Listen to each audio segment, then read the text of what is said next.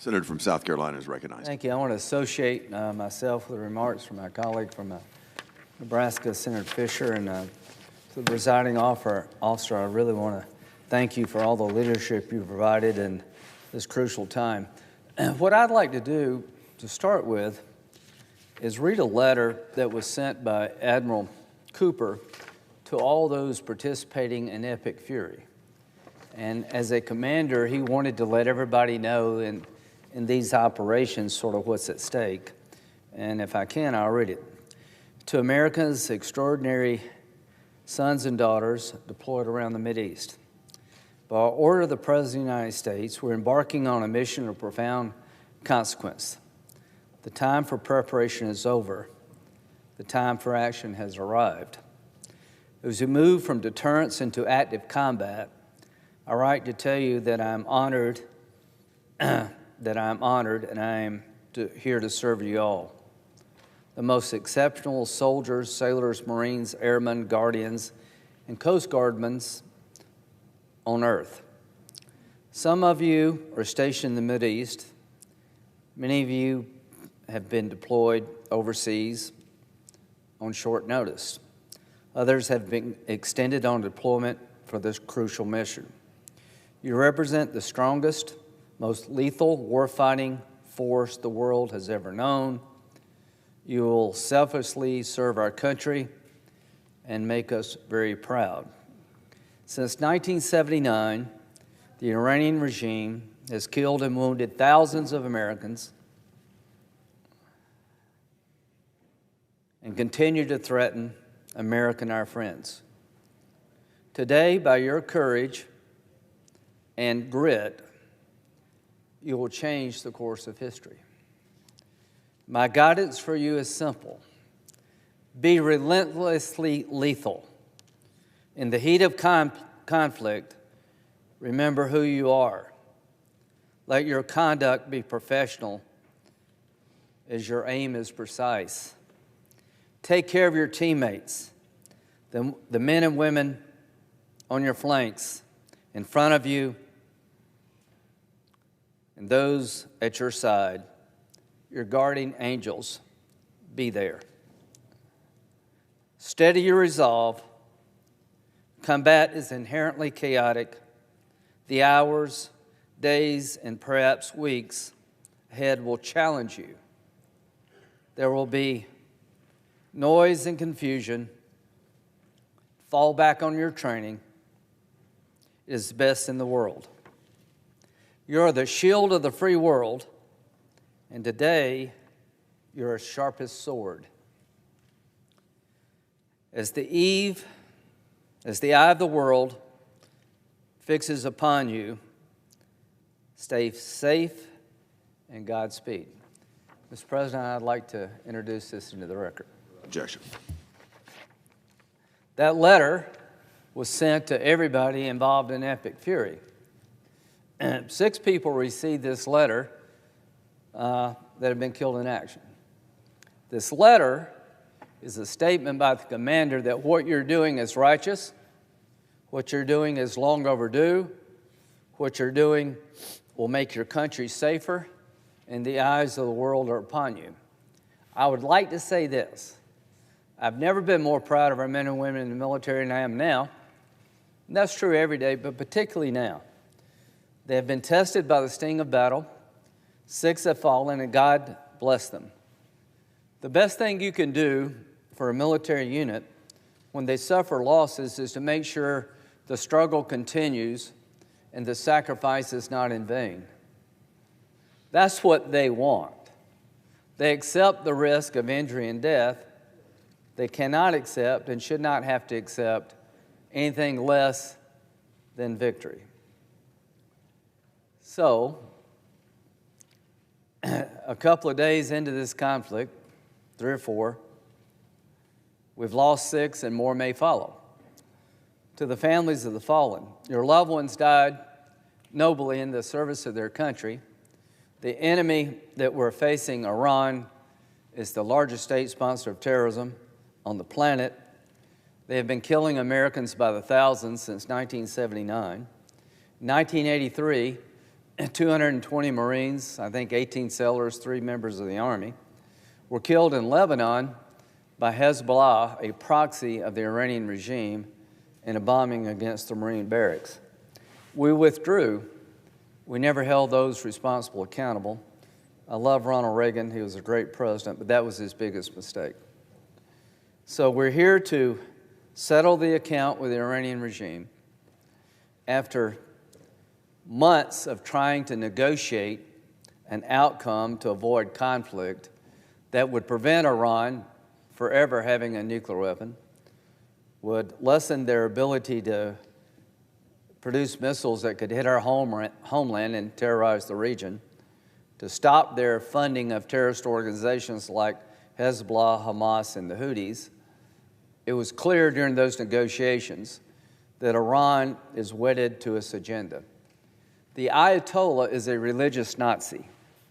He's no more likely to give up his agenda than Hitler was. What does he want? Listen to what he says, not what I'm saying. He says death to America, and he means it. Well, he can't say it anymore because he's dead. But there are others in Iran who keep saying it. He wants to purify Islam, the regime does.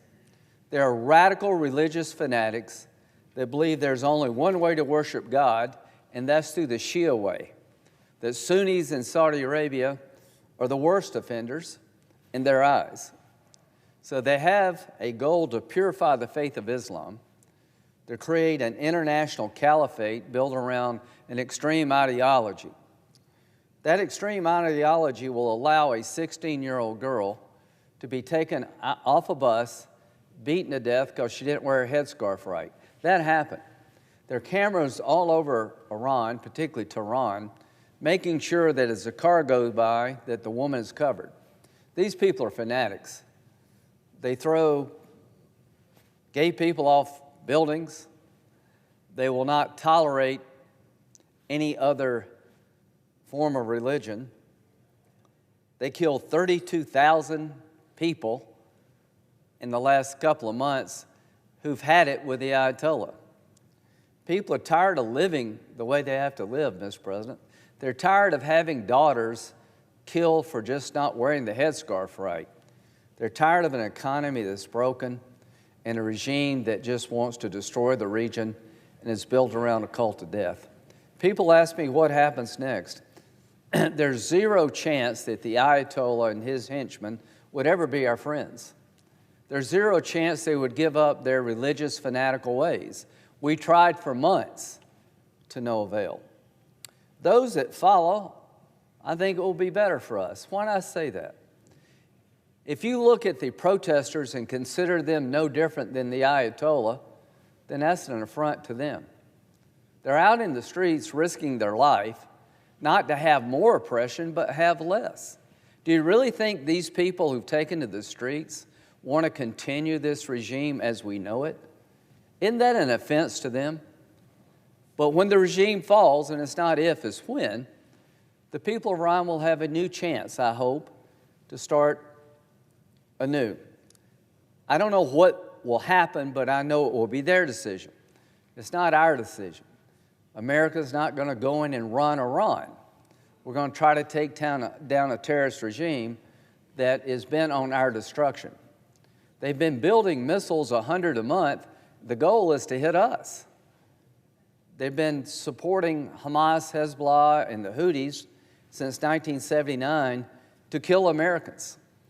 The IEDs used in Iraq and Afghanistan coming out of Iran aimed to kill thousands of American servicemen. And they were made by the Iranians, the Iranian Revolutionary Guard and Quds Force. This regime is a cult of death. October the 7th was designed to stop Israel and Saudi Arabia making peace, the biggest change in 1,000 years. I worked with President Biden and his team to build on the Abraham Accords, to have Saudi Arabia recognize Israel, which would end the Arab-Israeli conflict. We were close, but October the 7th attack that killed 1,200 innocent Israelis, slaughtered people, raped women, cut children's heads off in front of the parents, was designed to stop that process. And since October the 7th, Israel has been a state of constant war and conflict. Hamas is just about done. And President Trump, after trying through diplomacy, made a decision to call the question on Iran. I talked to him a lot. Midnight Hammer was a very successful military operation to degrade and obliterate the nuclear ambitions of the Iranian regime, and it worked. But it wasn't very long after, Mr. President, they were right back at trying to restart it. I think President Trump came to conclude that there's nothing he can do, there's no deal to be had with the religious Nazis. And thank God he concluded that. Can you imagine a year from now, if we'd left this regime intact, 100 missiles a month, more capability? The money from the JCPOA agreement with Obama and Biden was used to fuel their war machine, not roads, bridges, and hospitals. These people the regime could care less about the people. They have a religious agenda to dominate the world. Hitler wanted a master race, Mr. President, believing the Aryan race was superior to everybody else, and he literally wrote a book about killing all the Jews. Nobody believed him. They should have. This regime, since 1979, has openly embraced a cult of death, and they've acted on that cult of death.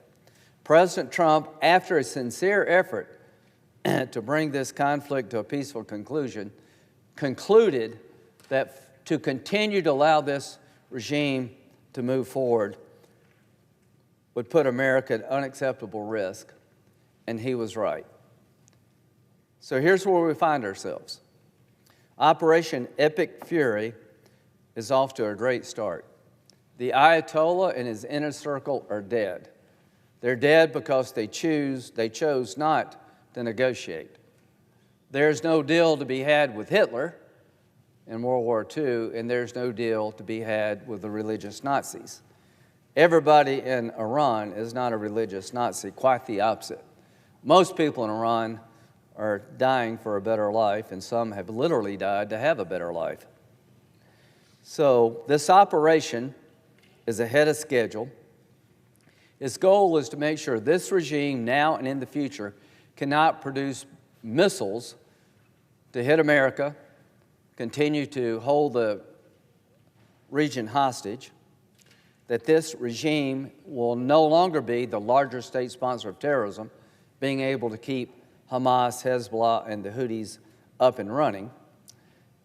So that's the goal, is to take their capability off the table. And the ultimate capability they want is a nuclear weapon. And my goal is to have people in charge of Iran who don't want a nuclear weapon to blow the world up, who don't want a bunch of missiles to terrorize America, who want to live in peace. When this regime collapses, the Prime Minister of Israel said a gateway to peace will be open. I talked with him this morning. So the big payoff for taking this regime down now before they get more lethal, and about imminent threats. Do you really want an imminent threat before we act?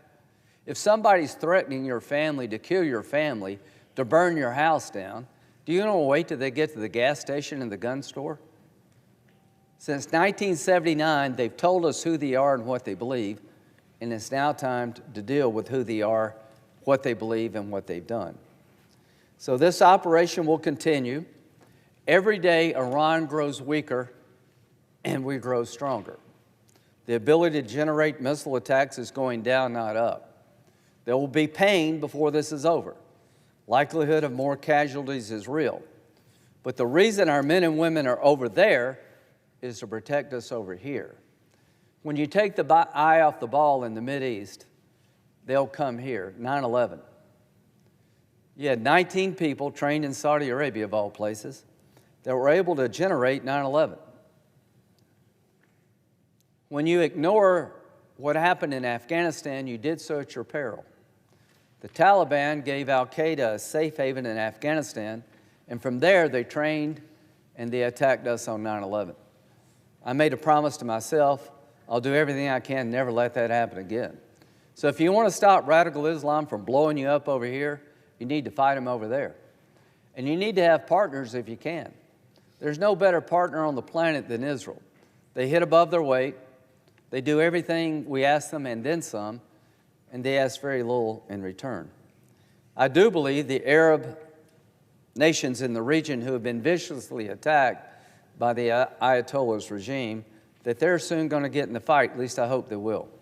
And you'll have a coalition of regional countries, the United States, with some support from Europe, sinking the ship, the largest state sponsor of terrorism. The mothership of terrorism is Iran. That ship is sinking and the captain is dead.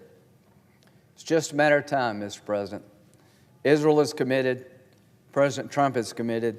This is a righteous cause that makes us safer here at home. And the big benefit from bringing this regime down, ending this reign of terror, is that we can get back to the peace table, that we can renew our effort to try to bring peace to the region in a historic fashion. If the Kingdom of Saudi Arabia, under Crown Prince MBS, would go back to the table to try to find a peace deal with Israel, it would be the biggest change in 1,000 years. The Kingdom of Saudi Arabia is the keeper of the two holy mosques, Mecca and Medina, the most holy of the holies in Islam. For that country to move forward, consistent with conservative Islamic principles, but embracing the world and recognizing the Jewish state as a legitimate member of the region, would be breathtaking. And I think it will happen the day this regime in Iran falls, that they can never be another October 7th undercutting peace. So to my Democratic colleagues, this operation is working, is ahead of schedule, and you should all pray that it's successful. President Trump, for months, tried to negotiate with no results, not for lack of effort. I've known this for a long time, Mr. President. The Ayatollah is not a man you can deal with. The Ayatollah is a man you need to make sure can't kill you and your family. He is Hitler on the religious side. What he wants for the world is a master religion. Well, his dreams are going to be denied, and the Iranian people are going to have a chance to start over. And if they want to start over being a friend to America, we'll be their friend. If they want to continue to threaten us, we'll continue to push back. So why I'm here on the floor? There's an effort by my good friend from Virginia, Senator Kaine, to terminate the operation. The War Powers Act was passed years ago by the Congress, saying that after 60 days, any military operation not approved by the Congress must come to an end. That's just blatantly unconstitutional. That creates 535 commander-in-chiefs. The Constitution designates the president as the commander-in-chief, not for 60 days, but forever how long it takes to be commander-in-chief. The Congress can stop military action by cutting off funding. If you don't like the war in Iran, say, well, not pay for it. We have the constitutional power of the purse. We can't become the commander-in-chief after 60 days. You'll ruin the country. Can you imagine Congress being the commander-in-chief? Mr. President, can you imagine the debate we would have of what ships to send and what troops to send? It'd be a nightmare. And the Founding Fathers understood that. They designated a single entity in the Constitution, the president, as commander-in-chief. They gave power to Congress to declare war. Now, does it mean that you can't have military conflict unless Congress declares war? No. We've declared war 5 times in the history of the country. World War II, World War I, the Spanish-American War, the Mexican-American War, the War of 1812. 5 conflicts where Congress said we're in a state of war. We've had over 130 conflicts since the War Powers Act where Congress never authorized anything. The norm in this country is not to declare war by Congress, but for the military to be used by the commander-in-chief.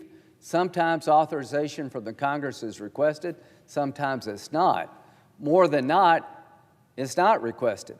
The president, as commander-in-chief, has the ability to use our armed forces to protect our nation. And Congress, if we disagree with that choice, has the ability to terminate the action by taking the money away. And that's the check and balance that was created a long time ago. The Founding Fathers never envisioned that after a passage of 60 days, the president would be replaced by 535 people. So the War Powers Act, back during the Vietnam era, was an unconstitutional, in my view, infringement on Article II power. I said that for Obama, I said that for Biden. When President Biden thought about going into Syria after the chemical weapons attack, I, along with Senator McCain, said, do it. You don't need congressional authorization. You have all the power you need. Clinton went into Haiti. I mean, there's just a lot of examples of Democrat and Republicans using military force. President Bush 41 went into Panama to take down a drug kingpin. The norm is not declaration of war.